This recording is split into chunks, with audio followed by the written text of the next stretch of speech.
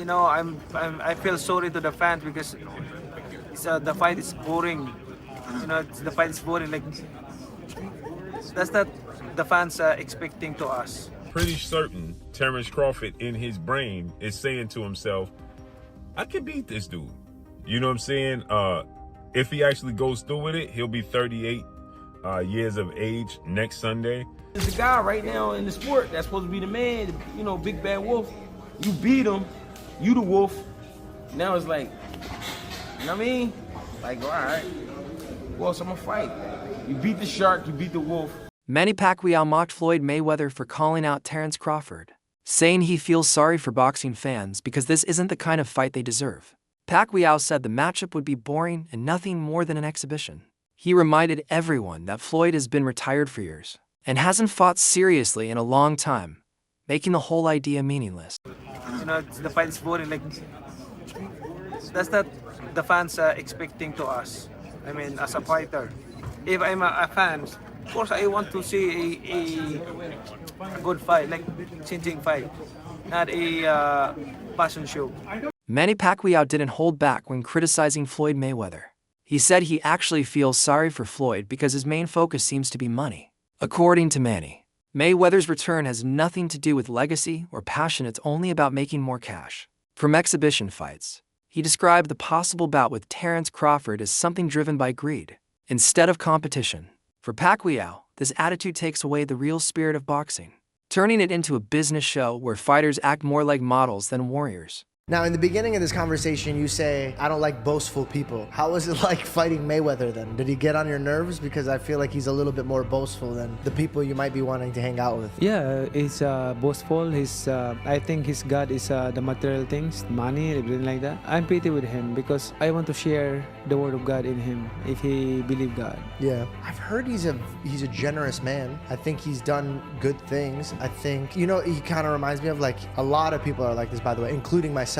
I'm not just saying him. I'm including myself. The man who goes up to Jesus and says, what should I do to get it to heaven? He says, sell all your belongings. And he walked away crying because he couldn't sell his belongings. Exactly. The news that Floyd Mayweather and Mike Tyson will fight in 2026 shocked the boxing world. Analysts quickly said that this isn't about the top fighters meeting in their prime, but about creating a huge entertainment event for money. The fight is being promoted as a warm-up for Mayweather before he possibly faces Terence Crawford later that year. Observers believe both fights are built around profit and massive pay-per-view numbers. Tyson still has legendary status, and Floyd remains a global brand. So even without real sporting meaning, their clash will get huge worldwide attention. Broadcast for Jake and Tyson, and some people like the likes of Carl Froch viewed that as an endorsement. Like, look, man, I'm just working. It's a big opportunity to be on Netflix. I didn't put the fight together. I'm not paying these guys. So, let's chill out. But all right, I'm not going to poo-poo this. I just don't know what CSI is, and the way it was presented made me think that there was like a secondary press release to come that they'll be involved in like some sort of like virtual boxing thing. Like it just didn't seem real. You know why it didn't seem real? I'll tell you why. There's no date attached to it. There's no venue attached to it. Forget rules, exhibition, not exhibition, weight. I mean, here's a guy who fought a heavyweight fighting forget all that. These things can get figured out, the fine details. The fact that it was announced, why announce something with no date or location attached to it? What's the point? Unless you're just trying to get people excited and trying to get them, trying to get some investors or something like that. But maybe also testing the waters. If the response was overwhelmingly positive, maybe you go, okay, we move forward. If the response is muted or negative, maybe you go, okay, we're not going to actually do this. You lob it out there as a way to poll the public, and then make an adjustment. So you don't think it happens? I do not think it happens. I just don't think there will be enough interest. I know they have huge name value. There's zero after the last performance by Mike Tyson against Jake Paul. I don't think there's going to be interest in seeing Mike Tyson do that again. Terence Crawford has always spoken with deep respect for Manny Pacquiao. He said Manny's career stands alone in boxing history. The Filipino legend won titles in multiple weight classes, often beating bigger and stronger opponents. Crawford said Pacquiao's success wasn't just historic, but nearly impossible to repeat. He became great in a special era by taking on challenges that few fighters would ever dare to face. Man, a generational, talented fighter. Like, he's accomplished what no other fighter is ever going to accomplish. The idea of Terence Crawford fighting David Benavidez has become a hot topic among fans. Benavidez is seen as one of the most dangerous fighters in boxing right now. With his size, power, and aggression, fans believe this fight would test Crawford like never before. But so far, there's been no official confirmation, so it's still just speculation. This discussion shows how eager boxing fans are for real. High-stakes fights that go beyond exhibitions and celebrity events. Shock the world, not me, but shock the world. This past Saturday, Mexican Independence Day weekend, what he took on and defeated another first ballot Hall of Famer, but he essentially jumped up 3 weight classes, technically 2, from 154 to 168, but only had 1 fight at 154 last August against Israel Majimov. Terence Crawford defeated Saul Canelo Alvarez, who is a 4-division champion, 2-time undisputed super middleweight, and the reigning, at the time, super middleweight world champion, undisputed world champion. And Terence Crawford beat him handily and convincingly. And because he beat him so easily, now the 63 win, 3 loss, 2 draw, 39 win by way of knockout, biggest threat has been now imposed on Terence Bud Crawford. And that's the Mexican Ecuadorian monster, David Benavidez, who is a 2-division undefeated world champion, is the 2-time WBC super middleweight and reigning WBC light heavyweight, 175-pound champion, who has a record of 30 wins, no loss, no draw, 24 wins by way of knockout. He stands 6'2" with a 75-inch arm reach. This is a fight that David Benavidez has been calling for Canelo Alvarez when he was at 168, and Canelo Alvarez strategically maneuvered around him. But Canelo Alvarez is 5'7", with a 70-inch arm reach, started his career at 147 pounds, made his real name at 154 pounds. He's not a big guy, okay? And styles make fights. Benavidez is 6'2" with a 75-inch arm reach. His last fight at 168 against Demetrius Andrade, he rehydrated to 193. So he's a big guy. Canelo Alvarez probably rehydrate to 182, maybe 185 max, right? He's not a big guy, right? Trainer Greg Hackett praised Terence Crawford after his shocking win over Canelo Alvarez. He called Canelo the shark of boxing, a fighter who had ruled the sport with power and skill for years. For Hackett, Crawford's ability to not only face but dominate Canelo shows a major shift in boxing's balance of power. By defeating someone once thought unbeatable, Crawford became the new predator at the top. Hackett said this raises a big question: if Crawford could beat the best of his generation, who's left that can truly challenge him? Fans are now wondering if he'll keep fighting or retire while he's still at the very top. Because you got to remember, Canelo is the guy right now in the sport that's supposed to be the man, you know, big bad wolf. You beat him, you the wolf. Now it's like, you know what I mean? Like, all right, who else I'm gonna fight? You beat the shark, you beat the wolf. Right. Damn. Like, you know what I mean? Ain't no more ops out there. It's ops out there, but who gonna make them really want to get up? That's the shit gotta make sense. Like you said, you be the shark and then you be the wolf. Yeah. But there's the monster. Yeah, there is, but that's like a real monster. Bro, to me it don't make sense. But that's really what a monster. Yo, is that proof? All right, we got the legendary Pape in the building. Legend. But what makes sense? Like, what makes the most sense? I know you said get a line of suits, Brooks Brothers.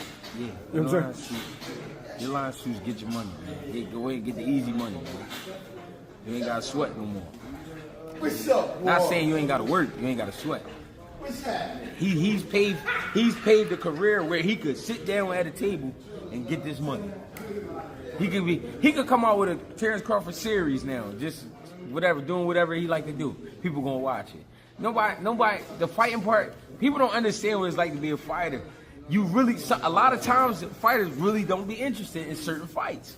It's because when a guy see himself up here and then is fighting a guy down here, it don't interest him. So therefore, when he train, he not gonna really train. He gonna train, but he not gonna train. He not gonna listen. He gonna feel like his coach taking it too serious, and he's like, man, this ain't even that. But your coach like, listen, you can get fucked up. I'm telling you, you don't want to listen. Then you go in there and fight that guy. Then you get. I seen it happen. Experts agree that Terence Crawford's dominant victory over Canelo Alvarez was the biggest moment of his career and settled all debates about his legacy. Before that, his win over Errol Spence already proved his greatness, showing total control and silencing his critics. But beating Canelo was on another level. Canelo was seen as one of the best pound-for-pound fighters, known for beating bigger opponents in multiple divisions. Crawford not only met that challenge, but destroyed him in a way no one expected.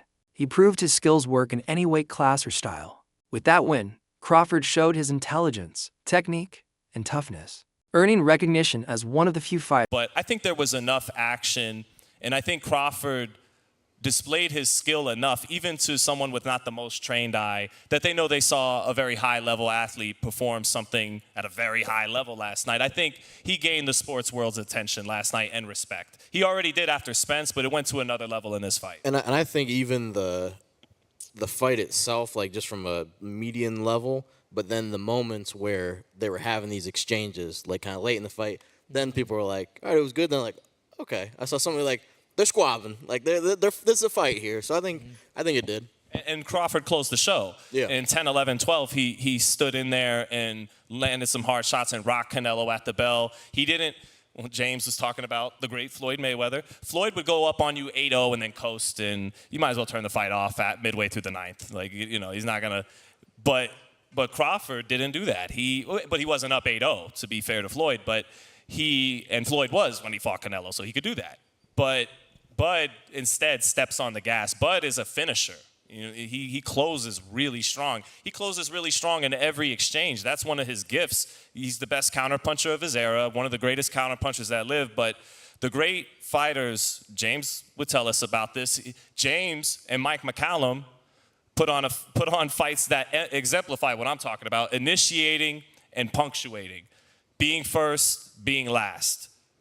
That's one of the things that makes Crawford who he is. So, no, I think it was a good enough fight that it certainly didn't hurt boxing. Yeah, I think Sport of Boxing delivered last night. I mean, Crawford didn't deliver. Yeah, Manny, did. The debate over who's better, Terence Crawford or Floyd Mayweather, has become one of boxing's biggest discussions. Many say Mayweather's defense, timing, and ring IQ would have given him the edge if they fought in their primes. Floyd was a master at controlling fights and shutting down opponents. His undefeated record is proof of how well he could adapt. But others believe Crawford's power, adaptability, and calmness could have made him Mayweather's toughest rival. Crawford switches stances easily and applies smart pressure, something few of Floyd's past opponents could handle. Supporters think his unpredictability might have forced Floyd into exchanges he usually avoided. In the end, both represent greatness in different ways: Mayweather through control and precision, Crawford through aggression and flexibility. The argument may never end, but it shows how much respect both men have earned. Fantasy matchup between Prime Mayweather and Prime Crawford, I've tended to lean slightly towards Mayweather. But after that performance there against Canelo, not just the fact he won, the manner in which he won, I've changed my mind. I would now lean towards Prime Crawford over Mayweather. And the reason I say this is because of the expert way in which Terence Crawford mixed offensive in-the-pocket boxing with defensive on-the-move boxing. Not running, save for maybe a round or two. No, just moving nicely. Because if there's one area of Floyd Mayweather's game that was underdeveloped, it's his front foot game. Whenever Mayweather was forced to walk an opponent down, what he did was actually very basic. He would hold his hands up and he would walk forward throwing straight right hands. Okay, they were accurate straight right hands. They were well-timed straight right hands. But there wasn't a whole heap of head movement. There wasn't a whole heap of creative or dynamic footwork, coming forward, walking somebody down. No, it was very, very basic stuff. And I don't think an approach that